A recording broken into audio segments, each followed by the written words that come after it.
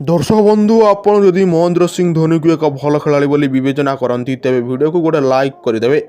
Final match परदिन बेईमानी कर जीति ऑस्ट्रेलिया सबु सत एवं सामना को आसी जाइए। दर्शक बंधु आम आपन को यही दृश्यटीर पूरा वीडियो देखा जाऊँ। दयाकोरी वीडियो को शेष पर्यंत देखु आ गोटे लाइक कर दिंतु। दोस्त विश्वकप 2023 एवं शेष हो जाइए।